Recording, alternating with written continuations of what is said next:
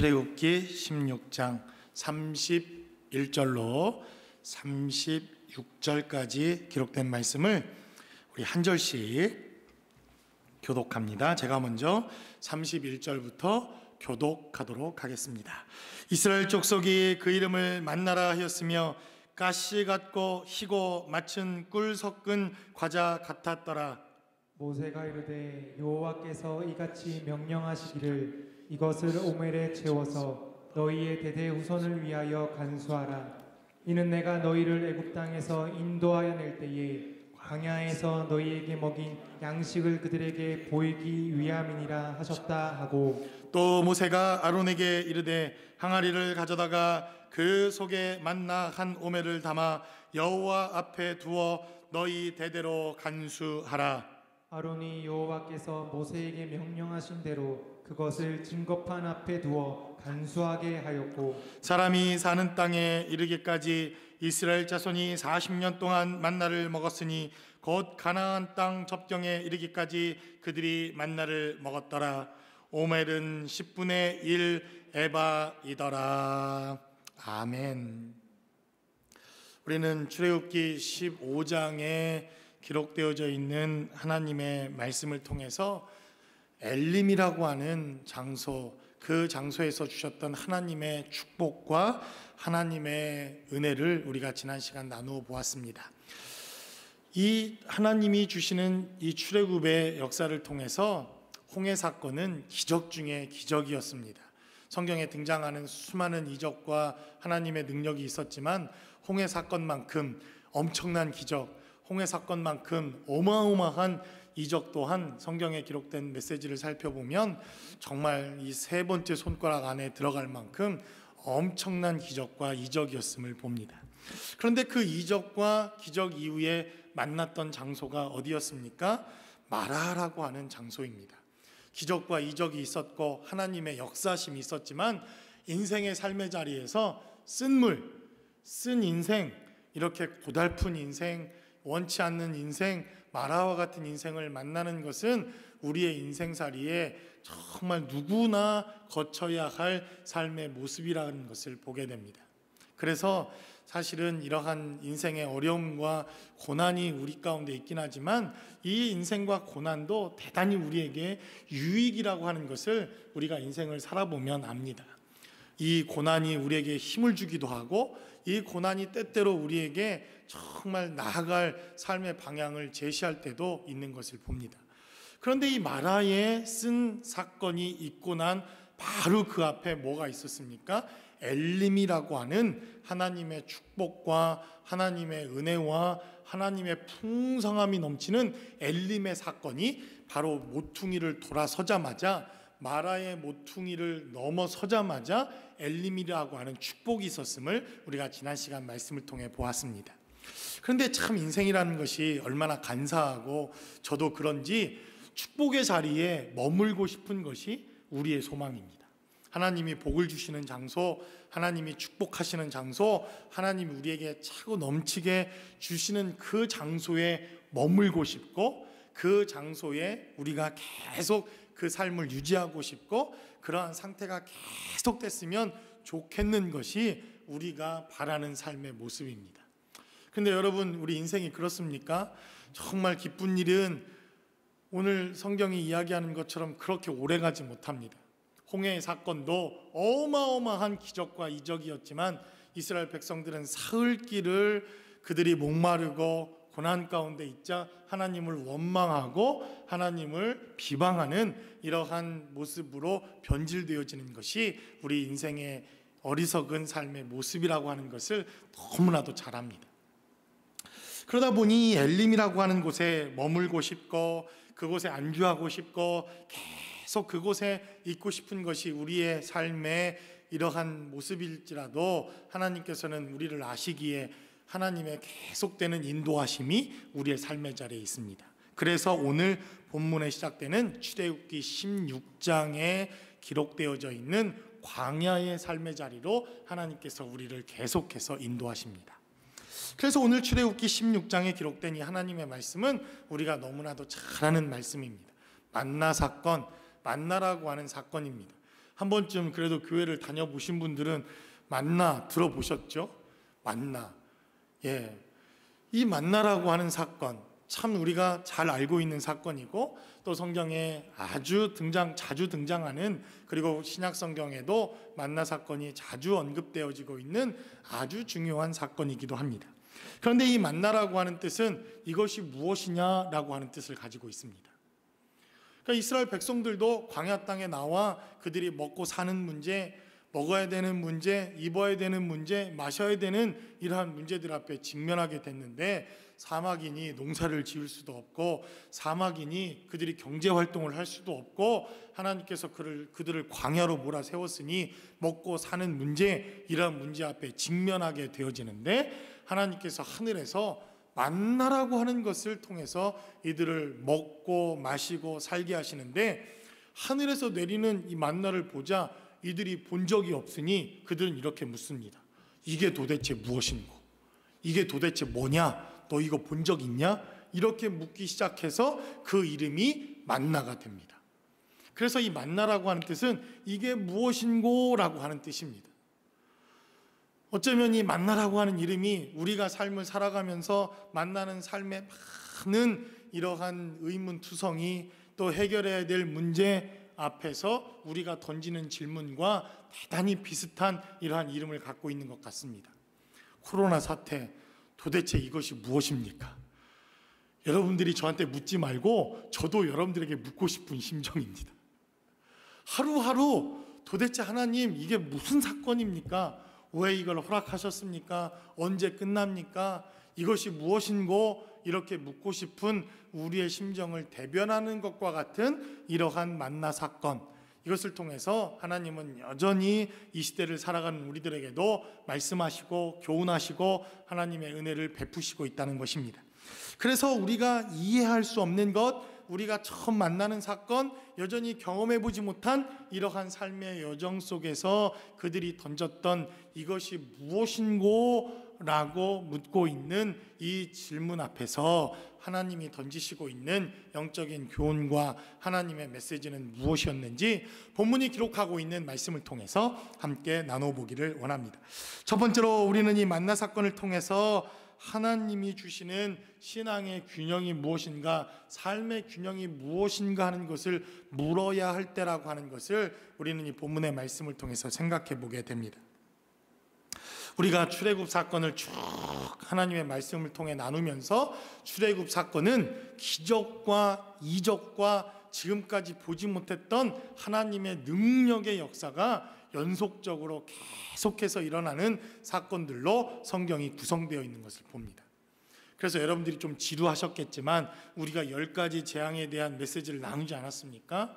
첫 번째부터 10가지 재앙의 메시지를 살펴보는데, 그 누구도 경험해보지 못했고 그 누구도 알 수 없는 하나님의 기적과 이적과 하나님의 축복과 능력이 이 10가지 재앙 가운데 있었습니다. 그리고 이들이 최종 출애굽을 하는 과정에서도 기적과 이적과 같은 하나님의 능력으로 그들은 출애굽을 하게 됩니다. 홍해 사건, 어마어마한 기적 아닙니까? 또 마라의 쓴물도 단물로 바뀌는 사건, 작은 기적이라고 말할 수 있지만 이것도 엄청난 우리 삶의 기적과 같은 일들이 연속적으로 계속해서 등장하는데, 우리가 지난 시간에 이 만나 사건을 예고했던 것처럼 이 만나 사건은 이제 기적과 같은 우리의 신앙생활의 삶의 모습뿐만 아니라 평범하게 일상의 삶을 하루하루 살아내야 하는 그리스도인의 삶의 모습, 균형에 대한 메시지가 오늘 본문 가운데 기록되어져 있다는 것입니다. 그래서 정말 하나님이 이왕 지금까지 기적을 베풀어 주셨으면 우리가 바라는 것은 무엇입니까? 하나님 먹고 사는 문제도, 아침, 점심, 저녁도 금도깨비 방망이를 주시든지, 아니면 하늘에서 그냥 진수성찬을 내려주셔서 그냥 우리는 그냥 아무것도 하지 않아도 그냥 밥숟가락만 하나 얹으면 하나님이 다 책임져 주셨으면 좋겠는 것이 우리의 마음속에, 여러분들은 아닌 것 같습니다. 저의 마음속에 그런 바람 아닙니까? 하나님, 저는 아무것도 안 해도 그냥 하나님 목회도 알아서 그냥 교회가 막 부흥하고 목회도 잘 되고 이런 바람이 왜 없겠습니까? 하나님 기적도 주시고 능력도 주시고 그냥 설교만 한번 하면 죽은 자들이 막 살아나고 그래서 막 부흥했으면 좋겠는 이런 마음이 우리의 마음 가운데 늘 있습니다. 그런데 하나님은 우리의 신앙생활에 균형 잡힌 삶의 모습을 통해서 말씀하시기를 우리에게 기적도 필요하고 능력도 필요하고 이적도 필요하지만 날마다 삶을 살아내야 하는 삶의 균형도 신앙생활에 대단히 중요한 삶의 모습이라고 하는 것을 우리에게 증거하고 있다는 것입니다. 아니 어쩌면 그런 기적과 이적보다도 하루하루 살아가는 삶의 모습이 훨씬 더 중요할지도 모릅니다. 그래서 오늘 본문에 기록된 메시지를 살펴보니까 성경은 이제 하나님께서 홍해를 가르고 또 기적을 베풀어 주시고 이러한 방법으로 저와 여러분들을 먹이신 것이 아니라 아침에 일찍 일어나야 되고 우리가 땀을 흘려야 되고 수고를 해야 되고 월요일도 화요일도 수요일도 목요일도 금요일도 안식일을 제외한 모든 날 일찍 일어나 나가서 생활하고 땀을 흘려야 하고 우리가 거두는 수고를 해야만 우리가 먹고 사는 문제를 해결하시도록 하나님께서 일하시고 역사하셨다는 것입니다. 아니 이왕에 만나를 하늘에서 주실 것 같으면 그냥 우리의 입으로 그냥 하나님 직행하도록 이렇게 해주시면 참 좋을 것 같은데 그렇지 않습니까? 그래서 제가 늘 여러분들에게 강조해서 말씀드리지 않았습니까? 한국 교회는 신앙생활은 끝내주게 잘합니다.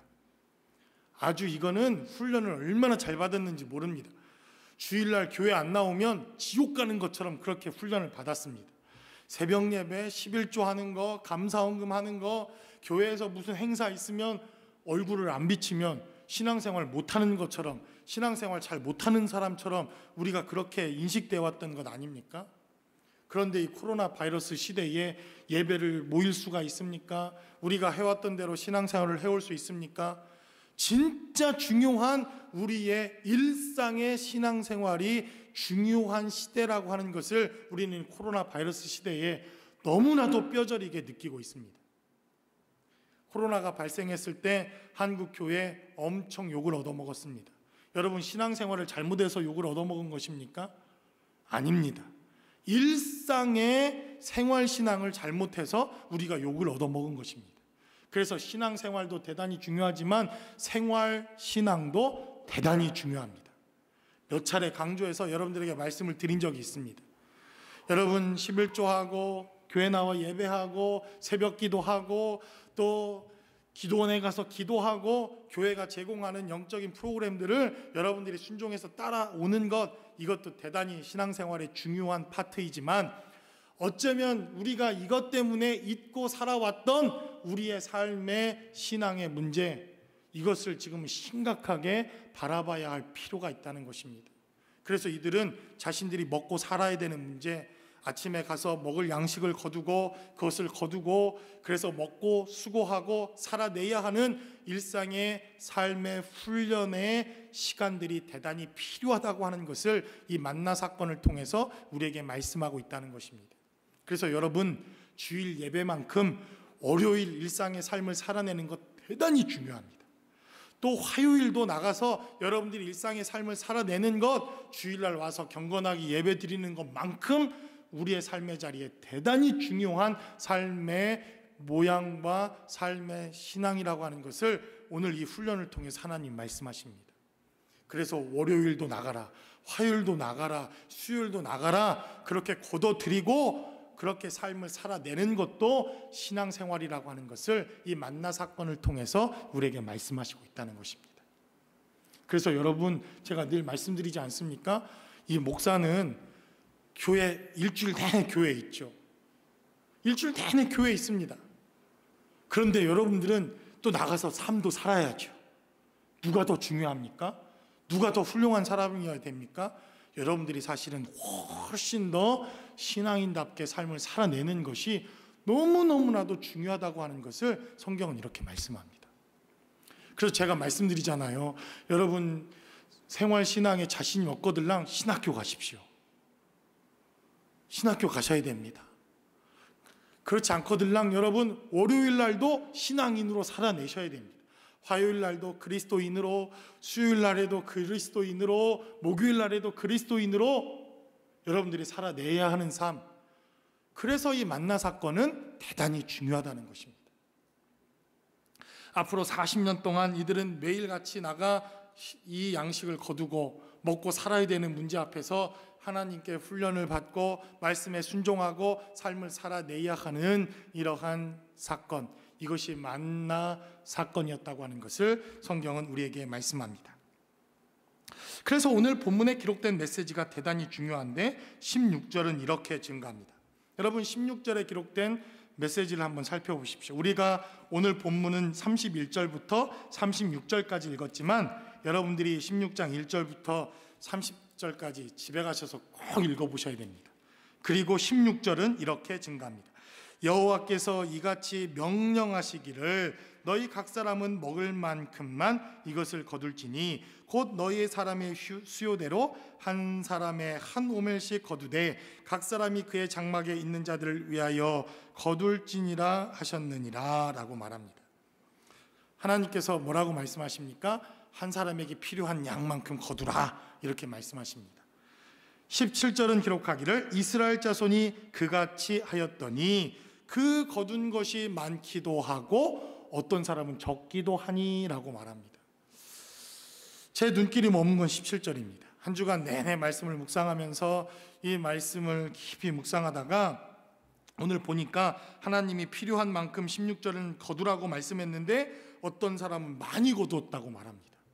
어떤 사람이 많이 거뒀을까 곰곰이 생각하다가 저 같은 사람입니다. 저 같은 사람은요, 얼마나 욕심이 많은 사람입니까? 해가 뜨기 전에, 만나가 내리기 이전에 벌써 탁 가가지고 여기서부터 여기까지 줄 딱 쳐놓고 잠자는 아이들 다 깨워서 집에 있는 자루 다 동원해서 아마 필요 이상으로 어마어마하게 거둬들였을 겁니다. 그러고도 만족하지 못해서 아유 조금 더 거둬들였어야 되는데 조금도 더 거둬들였어야 되는데 하고 그리고 집으로 돌아왔을 가능성이 대단히 많습니다. 그런데 어떤 사람은 보니까 자기에게 필요한 만큼 거두었는데 누가 봐도 적기도 한 것처럼 보여질 만큼 거둔 사람도 있었다. 성경은 이렇게 말합니다. 그런데 18절은 대단히 중요한 메시지를 우리에게 전달합니다. 18절은 기록하기를 여러분들 18절에 기록된 메시지를 살펴보면 오멜로 되어 본즉 많이 거둔 자도 남음이 없고 적게 거둔 자도 부족함이 없이 각 사람의 먹을 만큼만 거두었더라 라고 성경은 말합니다. 우리가 18절에서 무엇을 배웁니까? 이 신앙의 균형, 삶의 균형이라고 하는 것은 하나님의 성품이라고 하는 것을 우리가 배우게 됩니다. 인간의 본성은 더 많이 거두고 싶고 더 많이 갖고 싶고 더 많이 수확하고 싶고 더 많이 내 것으로 만들고 싶고 이것이 인간의 본성입니다. 그런데 오늘 본문의 18절에 기록된 메시지를 살펴보니까 그 본성에도 불구하고 하나님은 남는 것도 없고 모자라는 것도 없고 우리에게 삶의 균등하게 삶의 균형이 있게 신앙의 균형된 삶의 모습으로 우리를 공급하시는 분이라고 하는 사실을 성경은 우리에게 증거하고 있다는 것입니다. 그래서 한 주간 동안 얼마나 회개하고 얼마나 이 메시지 때문에 제가 회개했는지 모릅니다. 제가 목회하면서도 이렇게 안 살아왔더라고요. 가능하면 모든 성도들 렌초 국화문가에 살고 있는 방명록에 주소록에 김씨, 이씨, 박씨는 다 우리 교회 왔으면 좋겠고 다른 교회 다니는 사람도 끌어다가 우리 교회에 앉혀놨으면 좋겠고 다 거두어서 그냥 제자들 교회에다 다 갖다 놨으면 좋겠고 그리고 보면 늘 모자라는 것 같고 늘 하나님은 나한테만 안 주시는 것 같고 그런 제 마음 가운데 그러한 모습들이 분명히 있더라고요. 그런데 여러분 코로나 바이러스 시대가 되니까 그게 얼마나 부질없는 짓입니까? 정말 부질없다는 것을 깨닫습니다. 제가 아무리 노력해서 많이 거두어 갖다 놓은 것 같아도 하나님이 공평하게 하시고 하나님이 없는 것처럼 해버리시고 하나님이 아닌 것처럼 해버리시니까 모일 수도 없고 우리가 많은들 무엇하며 적은들 무엇하겠습니까? 하나님이 18절에 말씀하시기를 모든 것을 공평하게 하시는 시대를 우리 지금 살아가고 있지 않습니까? 그런데 보니까요, 참 이상한 게 하나 있더라고요. 모이지 말라고 그래서 못 모이고, 또 어르신들은 또 나오시는 분들도 계시지만 못 나오시는 분들이 대부분 아닙니까? 그런데도 신기하게 참 없는 것 같고 거둔 게 없는 것 같고 정말 사역의 열매도 없는 것처럼 보여지는 이러한 시대인데, 아니 도대체 하나님이 거두시게 하는 역사는 뭐예요? 온라인에 우리가 거두는, 우리가 수고하지도 않는 그렇게 거두게 하시는 역사가 온라인을 통해서도 엄청나게 일어나는, 여러분 지금은요 저 필리핀에서도 우리 제자들 교회 성도가 있습니다. 할렐루야. 이러니 하나님이 어떻게 거두게 하시는지, 공평하게 하시는지 우리의 생각과 우리의 삶의 모습과는 완전히 다르다고 하는 사실을 성경은 우리에게 말씀하고 있다는 것입니다. 그래서 성경은 우리에게 삶의 균형, 신앙의 균형이 대단히 중요한데, 기적과 이적과 능력도 우리에게 필요하지만 날마다 거두는 삶, 그리고 하루하루 나가서 수고하고 땀을 흘려야 하는 우리의 일상의 삶도 대단히 중요하다고 하는 사실을 성경은 우리에게 말씀하고 있습니다.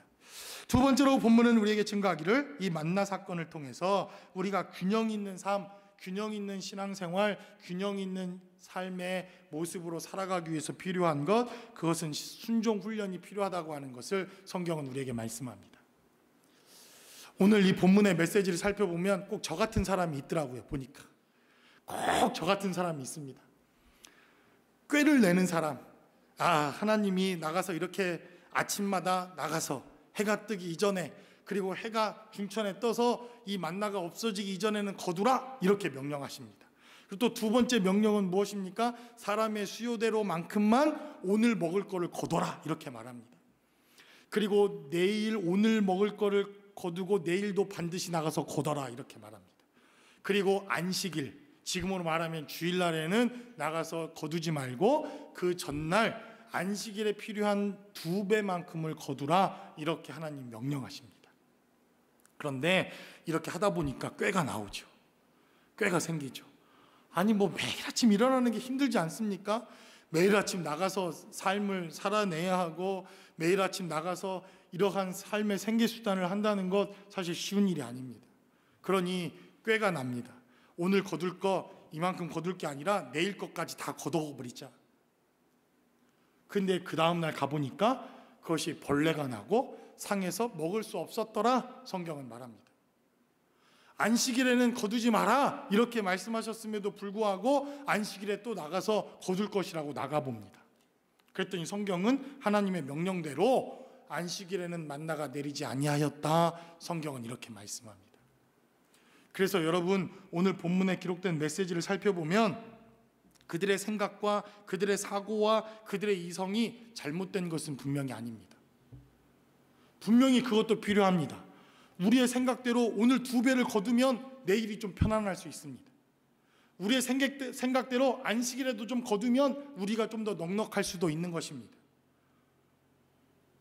그런데 성경은 말하기를 우리의 생각을 좀 내려놓고 우리의 삶의 모습들을 내려놓고 우리가 가지고 있는 생각, 경험, 우리의 사고를 내려놓아야 할 때와 필요도 있다고 하는 사실을 오늘 이 만나 사건을 통해서 우리에게 말씀하고 있다는 것입니다.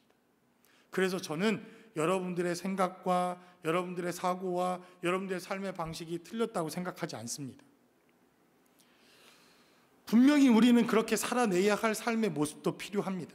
그런데 성경은 때때로 그러함에도 불구하고 하나님이 그렇다고 하면 그러한 줄로 순종해야 하는 삶의 자리도 필요하다고 하는 것을 이 만나 사건은 우리에게 말씀하고 있다는 것입니다.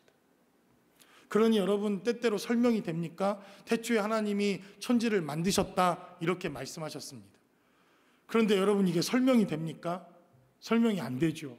우리가 배운 대로라고 하면 말 한마디로 하나님이 천지를 지으셨다고 하니 이게 어떻게 설명이 되겠습니까? 그래서 성경에 기록된 메시지를 살펴보면 우리가 그 말씀대로 우리가 순종해야 할 대목도 있고 하나님께 따져 물어야 할 대목도 있고 하나님이 주신 이성과 우리의 실력대로 살아내야 하는 삶의 모습도 있다는 것을 봅니다. 하나님이 자꾸 동정녀 마리아에게서 하나님이 이 땅에 오셨다고 하는데 자꾸 목사님 저한테 설명해 내라고 하니 그게 설명이 됩니까? 그건 믿어야지. 십자가에서 우리의 모든 죄를 다 사하셨다고 하니 우리가 경험해지고 어느 날 그것이 알아져서 우리는 믿어지는데 그것을 자꾸 설명해 달라고 하니 나중에 어떻게 됩니까? 쌈박질밖에 더 됩니까? 얘 믿음이 없는 거사, 너는 지옥에 나가라, 신경질하고 화나니까 이렇게 돼버리는 것 아닙니까? 그래서 때때로 성경은 우리에게 증거하기를 하나님이 우리에게 정말 그래 네 생각이 맞다, 네가 옳다, 네 방식대로 사는 것이 결코 나쁜 것은 아니지만 그러나 때때로 하나님께서 우리에게 요구하시는 순종의 삶이 있다는 것입니다. 오늘 봤더니 새벽형 인간들이 있더라고요. 하나님이 새벽에 일찍 일어나서 거두라고 합니다. 새벽형 인간들은 쉬운 삶입니다. 근데 여러분 살다 보면 새벽형 인간뿐만 아니라 올빼미형 인간들도 있지 않습니까? 아침엔 때려 죽여도 못 일어나. 그런데 날밤 꼬박 새는 사람들이 있습니다. 날밤은 아주 꼬박 새죠. 하루를 꼬박 새고도 멀쩡한 사람들이 있습니다. 그런데 오늘 본문은 기록하기를 그래 네 라이프 스타일도 인정하고 그렇게 삶을 사는 것도 나쁘진 않은데 그러나 새벽에 일어나서 삶을 시작해봐라, 하나님 이렇게 말씀하십니다. 그래 내일을 위한 양식, 그 다음날을 위한 거 열심히 모으고 있는 대로 우리가 준비하는 것도 중요하지만 날마다 내 삶의 자리를 인정하고 하나님이 채우신다는 것을 좀 인정하고 순종해봐라, 하나님 이렇게 또 말씀하신다는 겁니다. 안식일에도 우리의 삶의 자리가 필요하다고 너희가 생각할지도 모르지만 그러나 안식일은 내가 책임질 테니 나를 믿고 따라봐라, 이렇게 하나님이 말씀하실 때 우리의 이성과 생각과 판단이 옳을 수도 있지만 그러나 하나님이 요구하시는 삶의 모습은 순종의 삶의 모습이라고 하는 것을 성경은 우리에게 말씀하고 있습니다. 그래서 여러분, 제가 여러분들이 오해하지 않고 정말 들으셨으면 좋겠습니다. 제가 지금부터 하는 메시지는 여러분들이 진짜 오해하지 않았으면 좋겠습니다. 오늘 본문에 기록된 20절의 메시지를 살펴보니까 성경은 이렇게 증가합니다. 그들이 모세에게 순종하지 아니하고 라고 성경은 말합니다. 오늘 20절의 메시지를 살펴보니까 제 마음 가운데 하나 걸리는 게 있습니다. 하나님의 말씀에 불순종한 것이요 하나님의 계명에 불순종한 것인데 성경은 말하기를 그들이 모세의 말에 불순종했다 이렇게 말합니다. 그리고 결과적으로 이 모세의 불순종한 것은 하나님께 대한 불순종이다, 성경은 이렇게 말합니다. 그래서 여러분들이 오해하지 말고 들으라는 겁니다. 목사의 말에 순종해라, 목사의 말이 다 맞다, 이렇게 말씀드리는 것이 아닙니다. 저는요 여러분들의 생각과 여러분들의 삶의 방식을 100% 인정해 드립니다. 얼마나 지금 여러분들 정말 예전에는 솔직히 목사님들이 이 배움의 수준이 사실 더 높았던 것도 사실입니다. 그런데 지금은 그런 세대가 아니죠. 미국은 더 떴습니까? 다 배운 세대고 다 우리도 배울 만큼 배운 그런 시대 아닙니까? 그러나 제가 여러분들에게 말씀드리는 것은 목사 말에 불순종하면 뭐 저주를 받는다 이런 의미의 이야기가 아닙니다. 때때로 여러분들의 생각과 사고와 여러분들의 삶의 결정과 여러분들의 삶의 모습들이 훨씬 합리적이고 훨씬 이성적인 것일지라도 때때로는 하나님의 말씀을 전하는 리더들의 메시지와 하나님의 말씀을 전하도록 세워주신 리더들의 말에 때로는 순종하는 삶의 모습도 필요하다고 하는 것을 성경은 조심스럽게 우리에게 말씀하고 있다는 것입니다. 그래서 제가 여러분들에게 정말 오해 없이 이 메시지를 들으라는 겁니다. 저도 실수가 많은 사람이요 여러분들보다 허물이 훨씬 많은 사람입니다. 제가 다 옳다고 이야기하는 것도 아닙니다. 저도 저를 너무나 잘 알죠. 저와 여러분들에게 한 가지 다른 점이 있다고 한다면 저는 여러분보다 조금 덜 들키려고 노력은 하는 사람입니다. 목사이니까 그래도 목사인 척, 그래도 목사니까 그래도 하나님 말씀대로 살려고 노력해야 되지 않겠습니까? 그래서 조금 여러분보다는 죄 짓는 거 덜 들키려고, 그리고 하나님께 불순종하는 것 좀 덜 들키려고 노력은 하는 사람이면 틀림이 없습니다. 그래서 여러분들은 하나님이 10계명을 주셨지만 목사들에는 11계명이 있습니다. 이거 목사 안수 받을 때 목사들끼리만 모아놓고 하는 얘기인데 여러분들의 영업 비밀을 제가 말씀드리자면 목사들의 11계명은 들키지 말합니다. 들키지 마라. 목사들끼리 만나면 말합니다. 제발 들키지 말라고. 죄 짓는 거, 불순종하는 거, 하나님 말씀대로 못 사는 거 제발 좀 들키지 좀 말라고. 너무 많이 들켜서 문제 아닙니까? 근데 여러분들이 혹시 바꿔들랑 이해하십시오. 여러분들이 안 갖고 있는 11절, 11계명, 우리는 들키지 말라는 계명이 있는데 그걸 그냥 그대로 못 사는 것 뿐입니다. 그럼에도 불구하고 성경은 모세에 대하여 말하기를 그들이 모세의 명령에 불순종한 것을 하나님의 말씀에 불순종한 것으로 성경은 간주했더라. 성경은 이렇게 말합니다. 그래서 때때로 이 신앙의 모습 가운데 우리가 불순종할 수밖에 없는, 순종하기 너무 어려운, 도대체 이해가 안 되는 여러분들의 생각과 이성과 여러분들의 삶의 모습으로는 도대체 합리적이지 않은 그러한 삶의 모습도 때때로 성경은 우리에게 순종이라고 하는 삶의 모습으로 요구되어지는 때가 있다고 하는 것을 성경은 우리에게 말씀합니다. 그러므로 여러분들은 정말 믿음으로 사는 분들 아닙니까?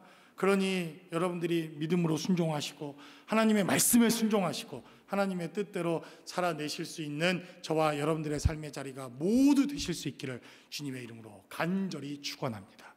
마지막으로 성경은 그래서 우리에게 증거하기를 이 만나 사건, 우리가 읽었던 본문 31절로 36절까지 이 만나 사건이 왜 중요한가? 이 만나 사건이 왜 영적으로 우리에게 중요하고 우리가 중요하게 다뤄야 되는 사건인가 하는 것을 보여줍니다. 31절로부터 36절까지 기록된 메시지는 이 만나 사건을 통해서 하나님이 가지고 있는 시각을 우리가 가져야 할 필요가 있다는 것입니다. 여러분, 먹고 사는 문제 간단한 것 같지만 간단하지는 않은 문제입니다. 그런데 우리가 그냥 간단하게 우리의 일상의 삶의 자리를 간과하고 넘어갈 수 있는 문제이기도 합니다. 왜 그렇습니까? 매일 살아야 되니까, 매일 사는 문제이니까. 눈 뜨면 나가 출근해야 되고, 눈 뜨면 나가서 경제활동해야 되고, 눈 뜨면 학생들은 공부해야 되고, 일상의 삶의 자리가 반복되다 보면 그 일상의 삶의 자리가 정말 그냥 작은 것으로, 아무것도 아닌 것으로 여겨지는 것이 우리의 삶의 모습이기도 합니다. 여러분, 밥 한 번 먹을 때 뭐 이렇게 하나님께 감사기도 안 했다고 무슨 지옥 갈 일이라고 여러분들이 여겨집니까? 아이고, 잊어버릴 수도 있죠. 먹다 보면, 배고프다 보면 하나님께 먼저 감사기도 하기 전에 손가락이 먼저 갈 수도 있죠. 이게 인간의 본성입니다. 작은 일로 여길 수 있는 일입니다. 우리는 그렇게 생각한다는 겁니다. 그런데 성경은 기록하기를 지금 출애굽기 16장에 기록된 먹고 사는 문제, 나가서 일상의 삶을 사는 문제, 우리가 살아 숨쉬며 하루하루를 살아가는 문제를 하나님은 어마어마하게 큰 사건으로 보셨다는 겁니다. 그것이 바로 31절과 36절에 기록해 놓은 메시지입니다.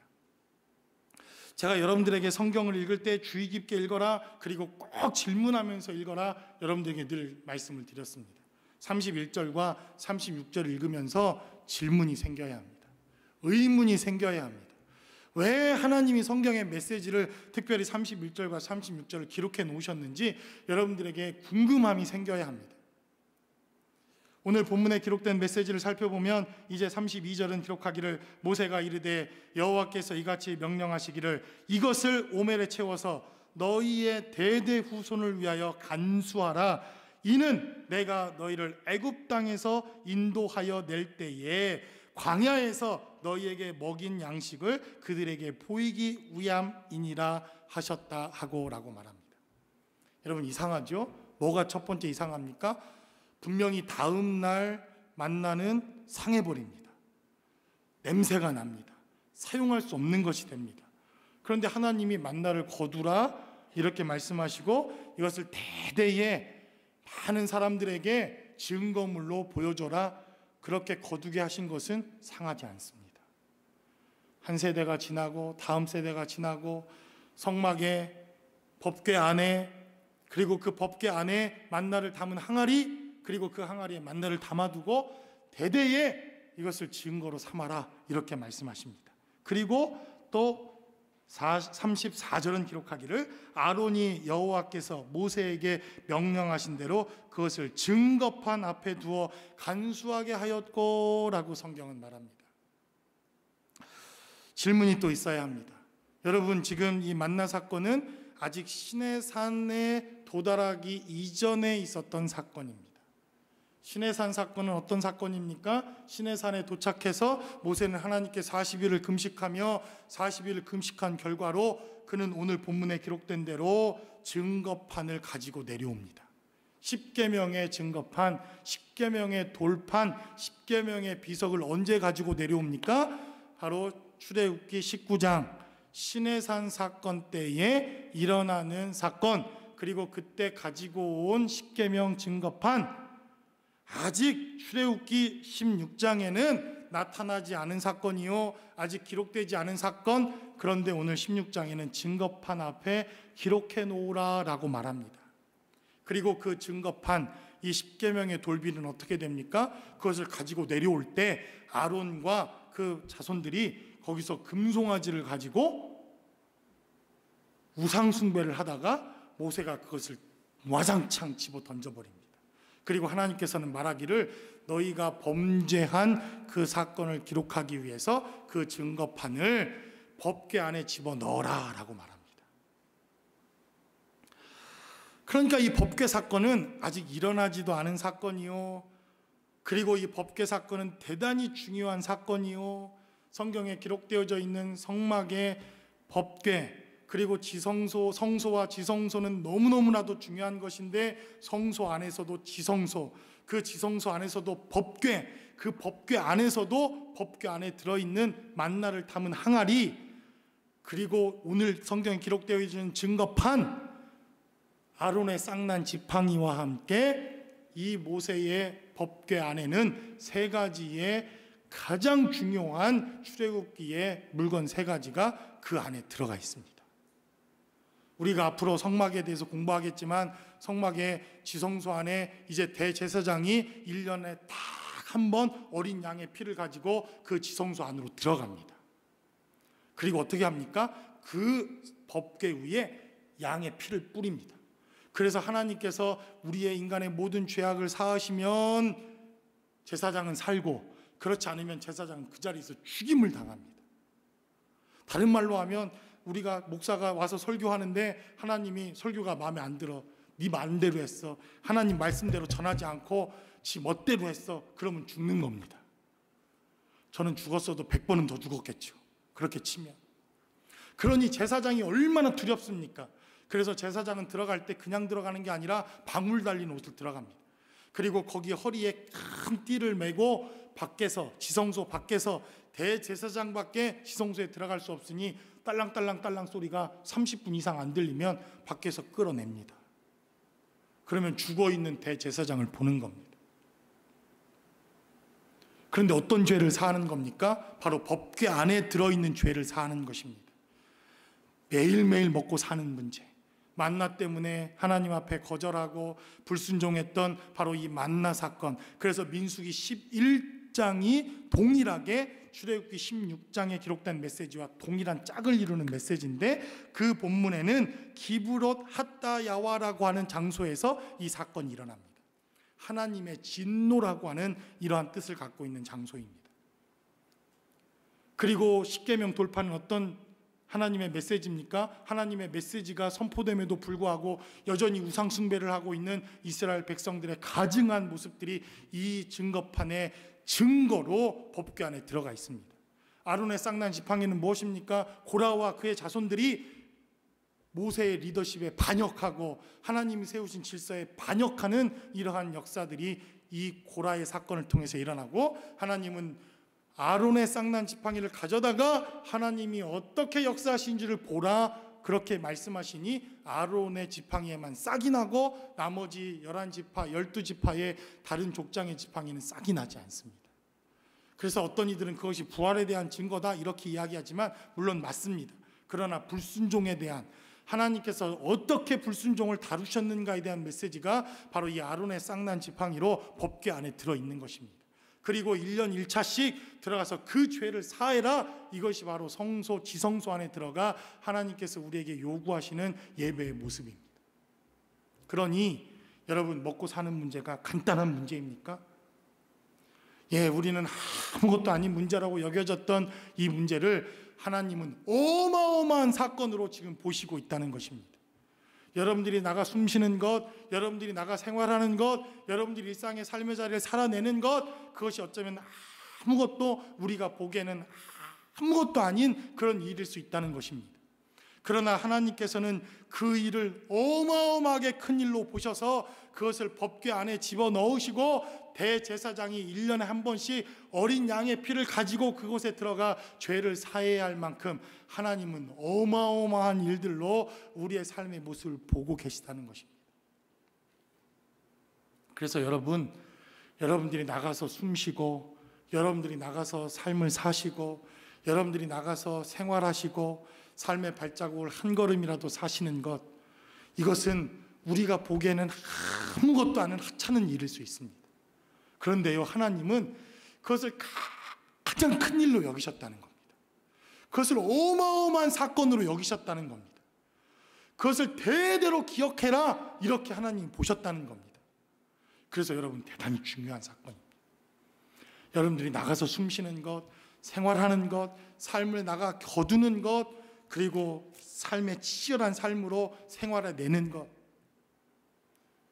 그 누구도 하찮게 여기고 그 누구도 알아주지도 않는 우리의 일상의 작은 삶일지라도 하나님은 그 삶을 크게 보시고 그 삶을 어마어마한 사건으로 다루시고 역사하시고 있다는 것을 깨닫고, 저와 여러분들이 그래서 어마어마한 사건, 여러분들 자체가 어마어마한 사건이요, 하나님 보시기에 엄청난 사건이라고 하는 사실을 깨닫고, 저와 여러분들의 삶의 자리에서 일상의 삶을 살아내실 수 있는 저와 여러분들이 모두 되실 수 있기를 주님의 이름으로 간절히 축원합니다.